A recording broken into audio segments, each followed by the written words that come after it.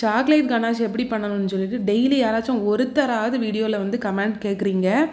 இது அவ்வளோ பெரிய விஷயமே கிடையாது, ரொம்ப ஈஸி. அப்புறம் நான் இதை வீடியோ ஏன் போடாமல் இருந்தேன்னா, இதை போய் வீடியோ போட்டிருக்காளேன்னு சொல்லி யாரும் திட்டிடக்கூடாது பார்த்தீங்களா, அதான் போடலை. இருந்தாலும் திருப்பி திருப்பி கேட்டனால தான் இந்த வீடியோ ஷேர் பண்ணுறேன்.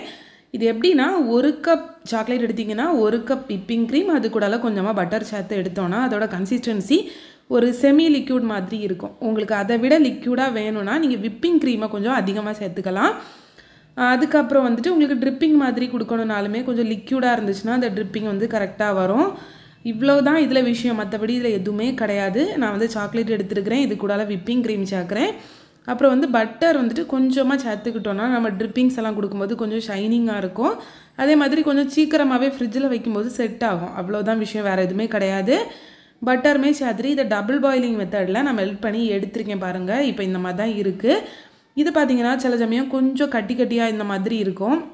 அந்த நேரம் நீங்கள் இப்படி விஸ்கு வச்சு கொஞ்சம் நேரம் இப்படி பீட் பண்ணி விட்டிங்கனாலே போதும். அதை மீறியும் உங்களுக்கு கட்டி கட்டியாக இருக்குன்னா லைட்டாக அரிப்பில் ஊற்றி அரிச்சு எடுத்துருங்க, உங்களுக்கு ஸ்மூத்தாக கிடச்சிரும். அவ்வளோதான். இதில் ஒரே ஒரு விஷயம் மட்டும் ஞாபகம் வச்சுக்கணும், டார்க் சாக்லேட்டை விட ஒயிட் சாக்லேட் வந்து ஈஸியாக கரிஞ்சு போயிடும்.